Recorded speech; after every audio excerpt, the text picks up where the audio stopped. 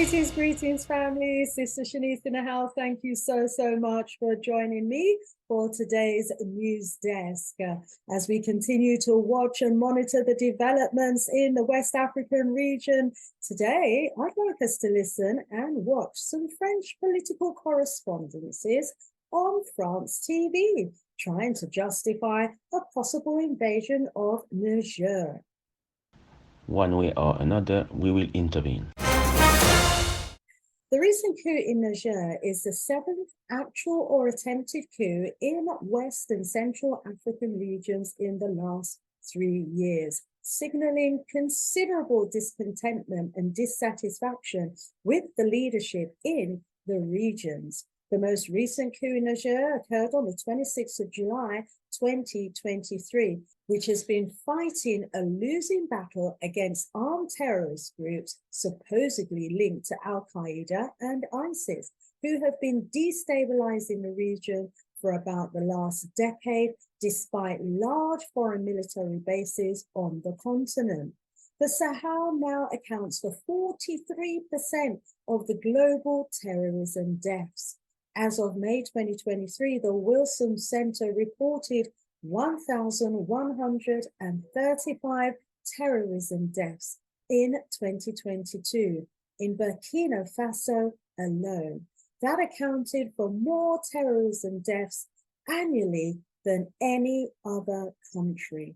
The lack of peace and terror caused by these militia groups across the affected regions have prevented growth and development and caused hundreds of thousands of people to have to flee their homes.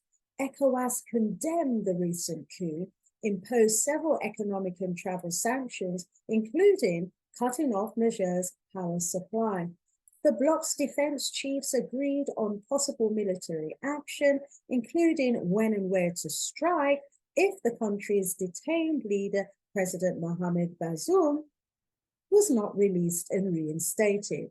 The military leaders who ousted Mohamed Bazoum said it will prosecute the deposed president for high treason, and he could face the death penalty if found guilty. Ecowas, led by its chairman, President Bola Tinubu of Nigeria, amassed an army of over 25,000 soldiers from Nigeria, Ivory Coast, Senegal, and Benin. Among these soldiers, 12,000 of them, including the Joint Force Commander, are Nigerians. However, his plans were thwarted by his Senate, who opposed the move and called for restraint. In Ghana, a wise Ghanaian king is said to have also sent ECOWAS packing and back to the drawing board. The emergency ECOWAS summit organized to discuss military action against Niger, which was apparently scheduled to take place on the 12th of August in Accra.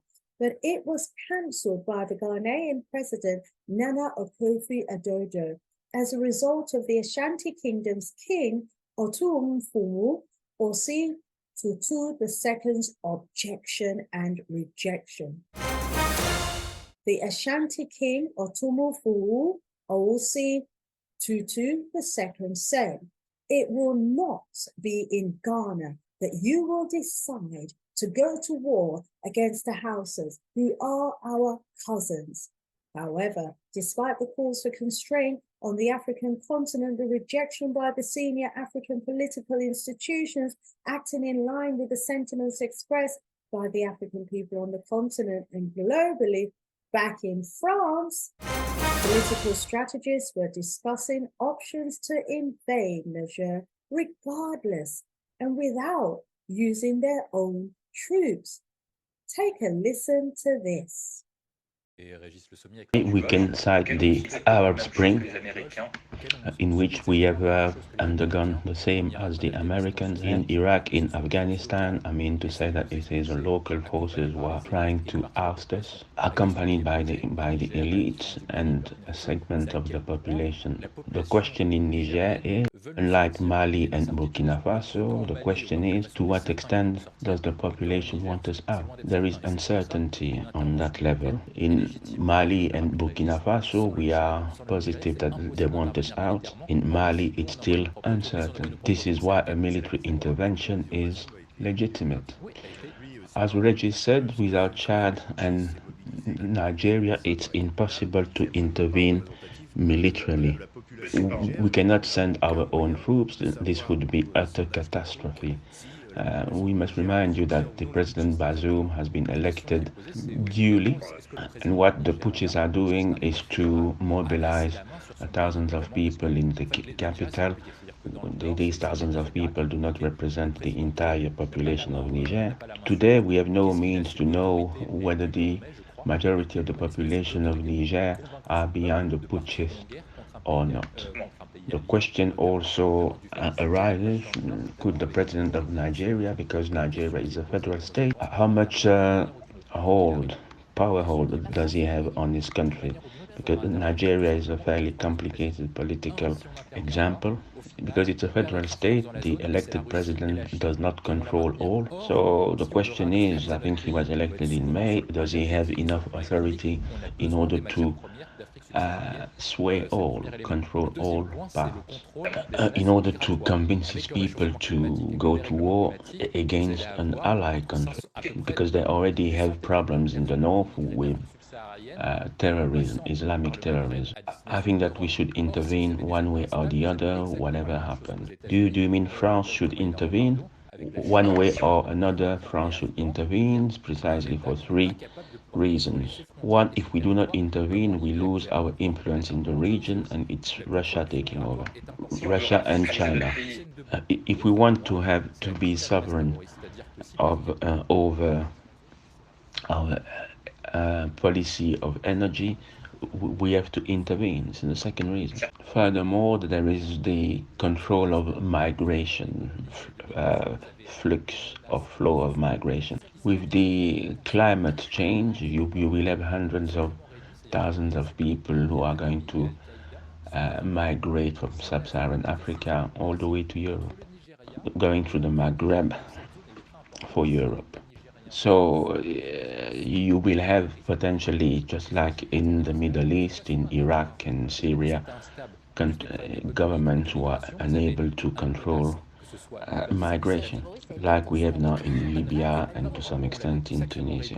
Migration, the control of flow of migration, is an important argument. These governments should stand on their own feet to prevent that.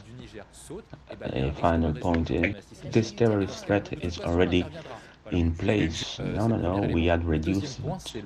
Us, the French, we had reduced it. It was minimal. There was ACME, Al Qaeda, and these two terrorist groups are precisely in the region of interest between Niger and Nigeria. So if the Niger government goes, there is a risk of instability and further terrorism. One way or another, we will intervene. After watching that clip, if France really wanted to be seen to be fair, then don't you think they should have been discussing new policies for maybe fair trade deals with Niger and its other occupied countries? Sadly, there was no conversation proposing a fair deal for Niger, but instead, possible invasion. Can a leopard ever change its spots? Apparently not. Also, serious questions need to be asked about Ecowas and in whose interests are they representing? I mean, where was Ecowas when African people's rights were being violated in Tunisia, for example? Where was Ecowas? There was nowhere to be seen. Where are the army and the soldiers? Why were they not being sent into the desert in Tunisia to help the people who were dumped there and left to die, including pregnant women? Where was Ecowas and the army of Ecowas in defense of the people of the Melilla victims, violated and abused in Morocco? People are questioning whose interest Ecowas is really representing, and if Africa needs Ecowas at all. Where is Ecowas in the fight against terrorism? That they can amass an army to go and fight their own cousins, possibly murder their own people? Quite rightly, some serious questions are being asked about Ecowas, and some serious questions also need to be asked about that live TV debate that they were having in France, trying to justify invading Niger.